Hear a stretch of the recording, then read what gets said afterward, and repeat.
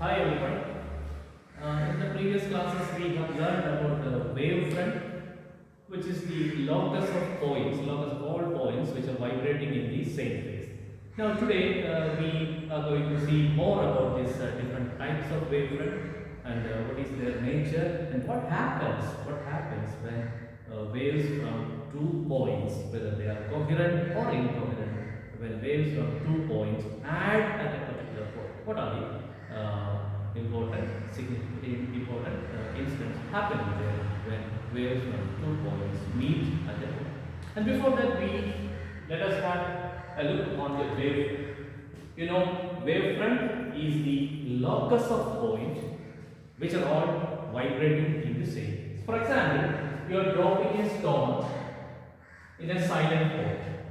After some time, the ripple starts, it reaches here, it reaches here, reaches here, like that. So these are all the points which are vibrating in the same phase. And after certain time interval, this reaches here, here, here, here, like this. So these are again another wavefront.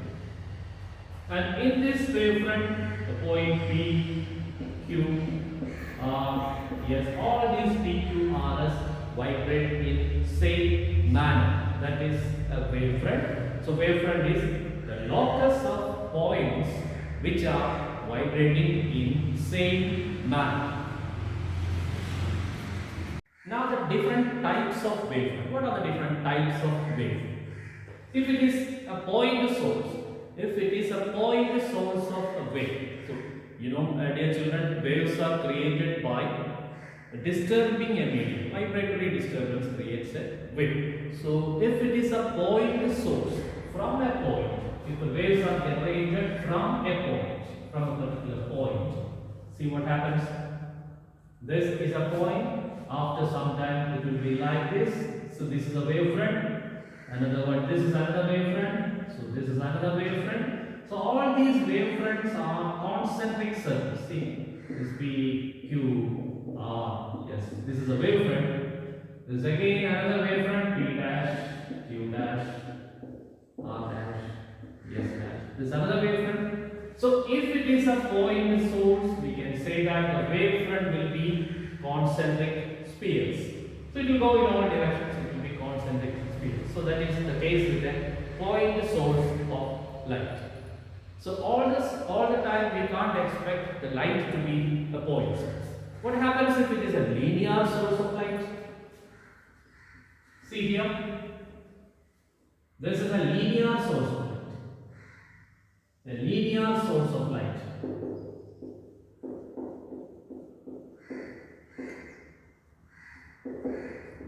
If it is a linear source, this goes in this way, goes in this way. Like this, and we can say that the wavefront will be in the form of a cylinder. So cylindrical wavefront will be there. See, after a certain time interval again, it forms another cylinder. So if the source is a linear source, the wavefront will be a cylindrical wavefront. Cylindrical. So, if the source is a point source, it will be a spherical wavefront. If the source is a linear source, it will be a cylindrical wave. And now, what will be the shape of a wavefront if the source is at infinity? Source is at infinity. That means here we have a source of light. It sends waves in all directions, and after traveling a long distance, this becomes parallel. After traveling a long distance, this wavefront becomes parallel. So, if the source at infinity, the source is present at infinity, that means the waves are coming from a faraway distance. The waves are coming from a faraway distance, and after traveling a large distance, all the waves becomes parallel, and we get a plane wave. Plane wave. Okay, so dear children, remember, if the source is a point source, it will be a spherical wavefront. If the source is a linear source, it will be a cylindrical wavefront. And if the source is at infinity, it will be a plane wave. And now we discuss more about waves. In the case of waves, we need to think about frequency. Frequency is the number of oscillations per second. Number of oscillations per second. Second one is wavelength. Wavelength. Dear children, this is the wave. Simply, this is a transverse wave, and you know this is wavelength. Lambda. It is the distance between two consecutive crust or trough. Distance between two consecutive crust or trough is the wave. Now the third one is time period. Time period, you know, it is the time for one oscillation. Time for one oscillation is the time period. Frequency is represented by the letter nu, and you know nu is equal to 1 by t. This is the relation between frequency and time period. So remember, frequency is the number of oscillations per second. Time period is the time taken for one oscillation, and wavelength is the distance between two consecutive crest or trough.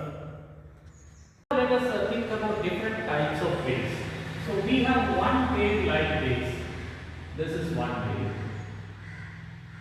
and we have another wave of same frequency. Same frequency. If these two waves are added up, we get a resultant wave like this. See here. This is a crust and this is again crust. So this is the resultant will be like this.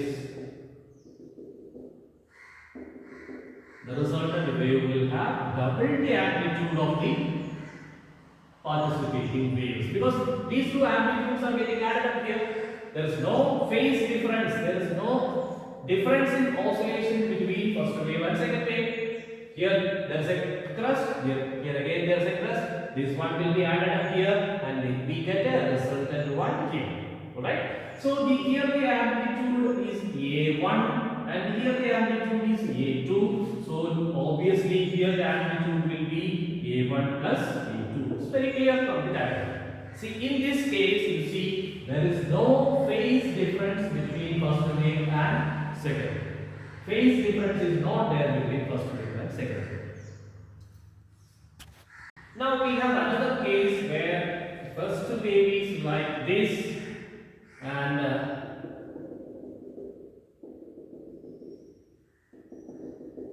second wave is like this, just opposite. That means in simple sense, in basic sense, we can say that this wave has a vibration upward and the second wave has a vibration downward. So when the first wave is vibrating in the upward direction or in one direction, the second wave will be vibrating in just the opposite direction. So when we add these two waves, when we send light from point A and point B to a particular point. So this A is a wave like this and B is a wave like this. Then when light from A and B like this add up at a point B, the resultant or the result of the addition of these two waves will be zero. I think it is clear because it becomes zero because of the fact that when this is vibrating in one direction, this will be vibrating in the just opposite direction. So when the net result of these two waves will become zero. So this is the reason for the net result to become zero. So dear children, we can have two sets of waves. One is coherent set and second one is incoherent set. Let's see what are these coherent and incoherent set of waves. In the coherent set, as we have seen, the waves will be like this.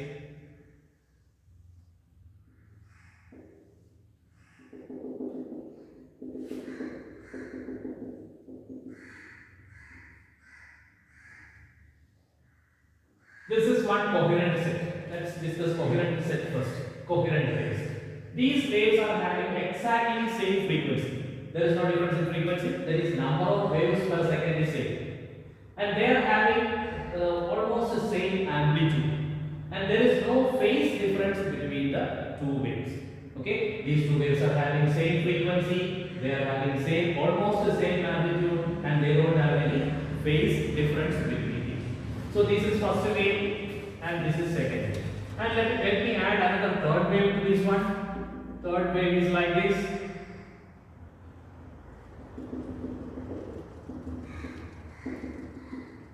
Third wave is this one. Okay, here again you see first wave and second wave, third one. All these three are having exactly same frequency. Number of waves per second is exactly same. They are having almost the same amplitude. But the third wave is having a phase difference. Phase difference. See, the first wave starts from this one. Second wave starts at the exact timing, and the third wave is starting little late. Starting little late. That is the phase difference.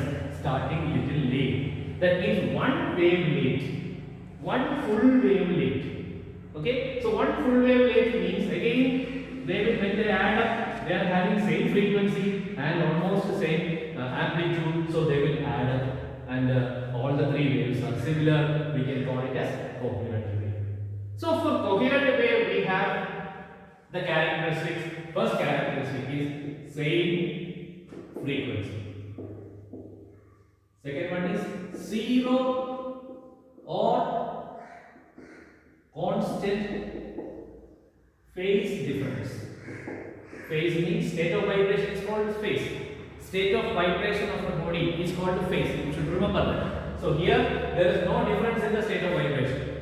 Whereas first and third, there is a constant difference in the state of vibration. That constant difference is 1 lambda or 1 wave. So for a coherent source, the characteristics are they should have same frequency, they should have zero or constant phase difference, and they should have preferably of same amplitude. Preferably of same amplitude. Okay, so they should have same frequency, they should have zero or constant phase difference, and they should preferably have same amplitude. So if such sources are there, that sources can be called as coherent sources. So how can we create these coherent sources? How do we get these coherent sources? That's another question. Can we get coherent sources from two independent sources? That means we are taking 160 watt bulb or one LED bulb and another CFL bulb. Do we get the coherent sources or coherent light? Remember, for being coherent, they should have exactly the same frequency. They should exactly have zero or constant phase difference. They should exactly have preferably of the same wave. So same amplitude. This is not possible with any of two independent sources. So remember, two independent sources of light will never become coherent. Remember once again, two independent sources of light will never become coherent. So how do we create coherent sources? It is simple. We will take one bulb here, and light will be there from that bulb, and we will keep a cardboard. We will keep a cardboard here. This is a cardboard, and we will make two holes in the cardboard. Okay, so this is the source of light, and say from the same source, light is falling on a cardboard, and in the cardboard there are two holes. This is pole 1, H1, and this is pole 2, and the light which is coming from pole 1 and pole 2, which is originated from the same source. See here, the light is originated from the same source. It is falling onto two holes made on a cardboard, and the light which is coming out from the hole 1 and hole 2 will be coherent because they have the same frequency, they have the same state of vibration, and they have almost the same amplitude. Amplitude, of course, depends on the size of the hole. Remember, size of the hole. If we make exactly same size holes, it will have same amplitude. And the size is different, little change will be there in the amplitude. But amplitude doesn't matter because amplitude comes, see, amplitude is lesser also, no problem. They will add up. Light will add up. But the problem there is frequency and phase difference. If they have same frequency and zero or constant phase difference, it becomes coherent. Of course, it is it is nice if we have same amplitude waves. Otherwise, also no. Alright. So now we have light. We have coherent source of light as well as incoherent source of light. Coherent source means light from two sources which are having same frequency, same or constant phase difference and preferably of same amplitude. And when light from these two sources meet at a point or interfere at a point, there happens a new phenomenon called interference of light.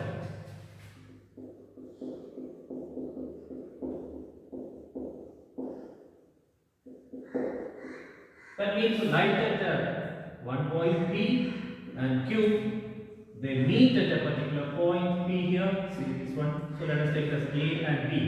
A and B, they meet at a point here. So this at this point there will be redistribution of energy. So light is a form of energy. This light is coming from point A and point B, and they meet at the point P. And at the point P, there will be redistribution of energy. So this phenomenon is called interference. Light from two sources. What kind of source it should be? It should be coherent sources. So light from two coherent sources meet at a point, resulting in redistribution of energy. Once again, light from two coherent sources meet at a point, resulting in redistribution of energy at the point. That is called interference.